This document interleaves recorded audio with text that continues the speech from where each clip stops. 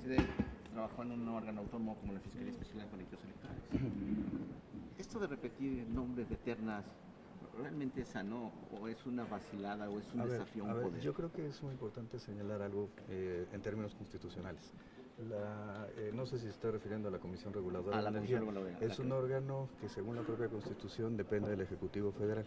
La Constitución señala que el Ejecutivo Federal, esto es el Presidente de la República, tendrá dos órganos coordinadores en materia de regulación de energía. Uno es la Comisión Nacional de Hidrocarburos, otro es la Comisión Reguladora de Energía, pero no es un órgano constitucional autónomo. De hecho, FEPADE tampoco es un órgano constitucional autónomo, era un órgano de relevancia constitucional que formaba parte en ese momento de la esfera del Ejecutivo Federal. Ahora, yo creo que sí es muy importante la construcción de un régimen autonómico. La transición democrática nos estableció órganos constitucionales autónomos y yo he visto en las participaciones del presidente de la República un mensaje muy claro de respeto a los órganos autónomos y a las autonomías.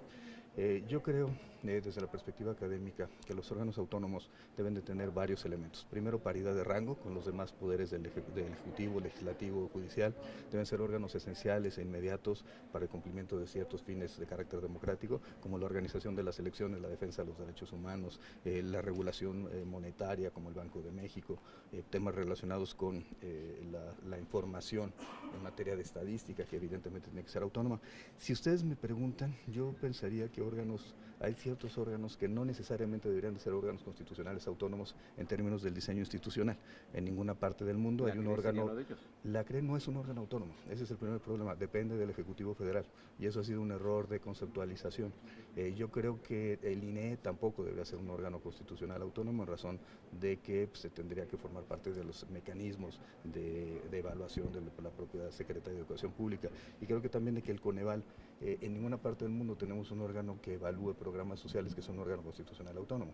En realidad lo que necesitaríamos es aquellos órganos que sean necesarios, como el INAI, como el INE, como la Comisión Nacional de Derechos Humanos, como el Banco de México, que sean esenciales para el Estado democrático y que tengan realmente esa calidad. No podemos estar inventando cosas y creo que es importante que utilicemos las teorías del derecho constitucional contemporáneo para enfrentar los problemas de diseño institucional. En el caso de lo que se ha planteado de la Unidad de Inteligencia Financiera, la autonomía que se prevé en la ley en la iniciativa que ha presentado la fracción parlamentaria de Morena en el Senado de la República habla de una autonomía técnica y de gestión, pero evidentemente es una unidad administrativa que depende y dependerá del secretario de Hacienda y Crédito Público. Pero, ¿qué sucede cuando estos perfiles son rechazados y se insiste en volverlos a proponer sabiendo que no reúnen las características técnicas necesarias y mínimas para el cargo? Es un mecanismo establecido por la Constitución. Y pongo un ejemplo. El título relativo al Poder Judicial de la Federación en la Constitución, los artículos 94 a 103 de la Constitución, establecen, 107 de la Constitución, establecen los procedimientos, por ejemplo, para la designación de ministros de la Suprema Corte de Justicia de la Nación. Particularmente el artículo 97 establece cómo se tienen que procesar los ministros. Y inclusive la propia Constitución establece que el presidente de la República manda una terna al Senado de ministros de la Suprema Corte y que estos ministros pueden ser rechazados por el Senado. Y el presidente puede volver a mandar una terna con los mismos nombres y puede ser rechazada. Y en ese segundo supuesto, el presidente de la República puede designar a las personas. Se trata de un ejercicio de una facultad discrecional por parte del presidente de la República, porque así lo mandata la Constitución. Puede mandar los perfiles que considere necesarios y que considere idóneos, porque se trata de un ejercicio de su facultad. ¿Qué es lo que ha señalado el Poder Judicial de la Federación cuando fue, por ejemplo, el tema relacionado con el Comité de Participación Ciudadana del Sistema Nacional Anticorrupción? Lo que señaló es que el procedimiento tendría que ser transparente y que el Senado debe decidirlo en el plazo en el que se ha planteado para esos fines. Y creo que eso es lo que estamos viendo en este momento. No creo que sea una discusión entre doctos y legos, se trata de una discusión sobre facultades de carácter constitucional y a mí me parece que en todo caso pues, las valoraciones tendrán que hacer los cuerpos respectivos y evidentemente pues, desde la Unidad de Inteligencia Financiera no podemos tener un pronunciamiento respecto a este tema, sino solamente la discusión de carácter constitucional. A propósito de la unidad que usted encabeza, la oposición le ha cuestionado mucho que usted se encargue de estar persiguiendo la forma en cómo se lava el dinero en el huachicol. Pero se pregunta si va a haber también esa misma mano dura y persecutoria para el caso Odebrecht, la estafa maestra y otros casos similares que ocurrieron en el sexenio anterior, de los cuales hasta este momento el gobierno que encabeza el presidente López Obrador no ha hecho mención.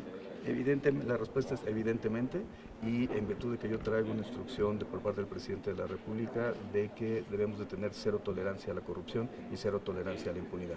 Y eso implica que si a partir de las investigaciones, de las denuncias, de las solicitudes de otros órganos o de los propios modelos de riesgo con los que cuenta la Unidad de Inteligencia Financiera se detectan irregularidades vinculadas con lavado de dinero, financiamiento del terrorismo, con cualquiera de sus delitos relacionados, incluyendo enriquecimiento ilícito, peculado, cohecho, evidentemente actuaremos en consecuencia de manera conjunta con las instancias competentes, la Secretaría de la Función Pública o la Procuraduría Fiscal de la Federación o la Fiscalía General de la República como órgano autónomo.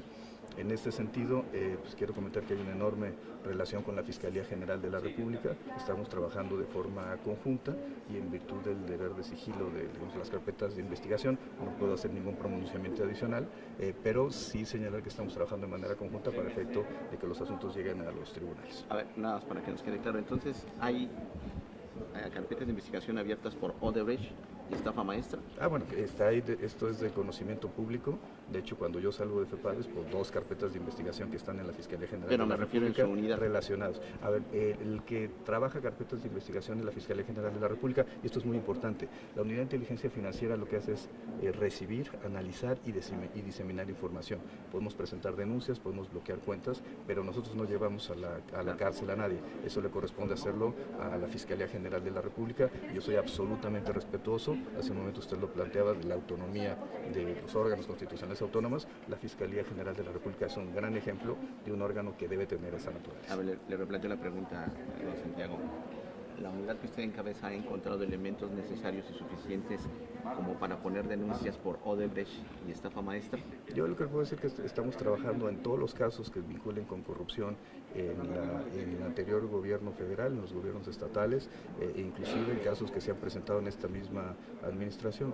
El caso de una universidad pública que recibió 156 millones de dólares. ¿Cómo es el caso de la Universidad de Hidalgo? Estamos trabajando con él. No puedo dar datos por el deber de la investigación. ¿Cómo va la investigación? ¿Va avanzando?